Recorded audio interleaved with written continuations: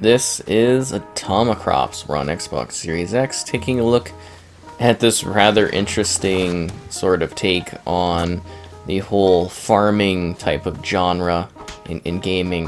What you're doing is you're creating crops in this post-apocalyptic wasteland, and you need to defend your crops too because, well, things are coming to cause problems for you. So yeah, it's all about building stuff and exploring, discovering, and then also, you know, kind of baby marrying too. Things like that. It's got auto HDR support, and yeah, it's kind of just this really weird, quirky sort of adventure where the goal is to continuously build up your area and then eventually go out and discover hidden secrets around the land. And it is a bit of a roguelite, so there are certain elements of like improving things over time. I mean, you know, maybe not to the highest degree roguelike, but you get what I'm saying, just in terms of, you know, you gotta keep that farm going and see how far you can go. And then, yeah, you can fix the bridge once you get enough repair units, and you kind of buy those as you earn better stuff from your crops. And yeah, it's just kind of a neat game, and it can get really, really wild very fast. So there's like a bunch of different areas on each side, and then it's sort of this wasteland area that you are trying to, you know, survive in, if that makes sense. Oh, beans, that's cool. So you can get that crop there. And you gotta get more water too. So yeah, you just kind of, you know, build up your crop, and then once your crop is done, well, I mean, you take your stuff and then you're gonna probably like sell it in the market. But I'm saying eventually you're gonna have to deal with nighttime, and that's where things get a little out of hand and a little hardcore. So you own the last farm in the post-apocalyptic wasteland. You inherited it from your great-grandfather's will, mere moments before the surrounding countryside gets vaporized in a nuclear blast. Now, as the only source of food for the town, you are constantly under threat from the local mutant wildlife,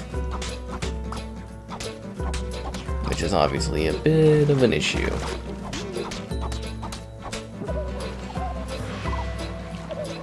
And we've got waves of enemies coming in. So you get these mutant creatures, and it becomes a bit of a twin-stick shooter. Again, it's like a very quirky, weird, and definitely messed up sort of thing. So yeah, action roguelite farming simulator. What a combination of terms there. Where you are armed with your hoe, a watering pail, and a fully automatic weapon. So create the ultimate GMOs as you try to survive. It's quite a quirky experience. And then, as you know, we're gonna basically finish the round, and then we're gonna go back, and then we're gonna be able to unlock things, and you work through the different seasons, and you get access to like more and more tools and more things that you can grow, and you know, stuff like that. It's quite well done, like I mentioned, and super quirky and fun. You never know what you're gonna come across. Oh, you gotta be careful about your health too. You know, it's hard to replenish that sort of thing. You gotta be careful because you die. You gotta do like a new run and stuff, which can be a bit of a pain for sure. It's kind of wild to be back in on this one because it is actually quite a fun and crazy looking sort of thing. Looks like we're on 33 waves. I know where the enemies are gonna be coming. So you gotta make a hefty profit, feed the town, survive, and also hope to flourish in your farm area. Looks like we got an indicator. It looks like we're daytime here. Oh, and there might be some boss-type enemies, too, along the way. But let's get rescued out here and return to town to show that off. So you can recruit an entourage of pals and creatures and stuff to help with your automation of your farm, complete challenges, upgrade your experience. Let's see, we've got some of these like bean points. You can buy things like better guns, maybe like a pickaxe, bridge repair kits. Go and like get some new crops, I think, too. This guy does like health, so you can get another heartbeat seed. And then you can go and you can do like these relationship type things. And if you get to a certain point, you can unlock like a festival type event that goes on up there. It's kind of cool. And then you can flirt if you've got enough stuff. How much do I have? 15. I think I was saving up for something to a degree as well. And it's just these quirky pals doing their thing. Having a good time. Okay, let's return to the farm. Take me there, helicopter guy. And yeah, kill all the angry nest folks, woo and marry kindred spirits from the town, and they'll come and fight alongside you. It's just one weird, silly, crazy game. I don't really have seeds, do I?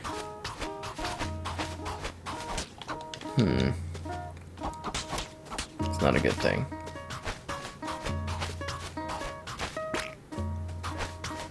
Let's collect some more resources at least.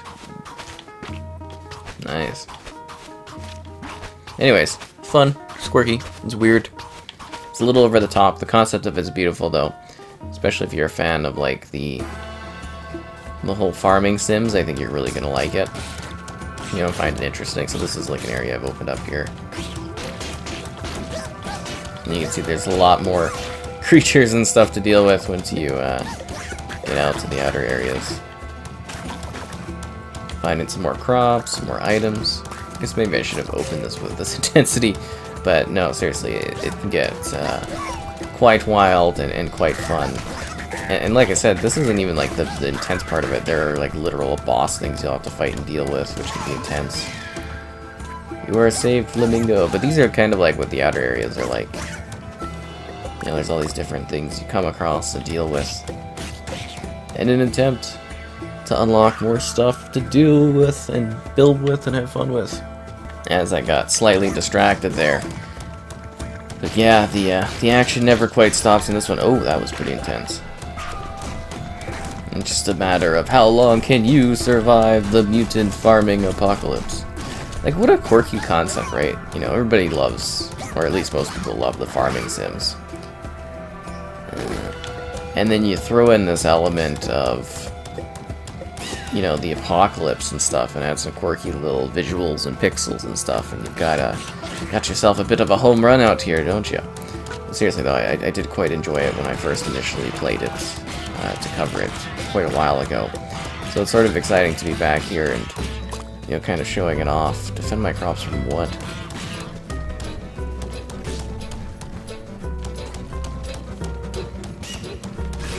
I don't have any crops at all. Out here fighting in the wastelands. Trying to make a way. Oh, and you can go to further islands too if you continue to get more unlock things, which is kind of neat. Can I save all the woodland creatures? Losing a lot of health going on here doing this.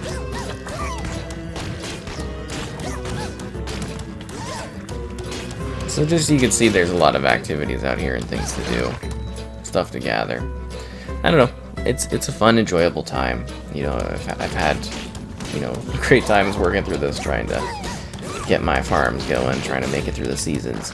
And you do feel a sense of progression if you are able to, you know, continue onward, continue to survive, find the hidden secrets, and thrive out there in the middle of this weird apocalyptic farming land.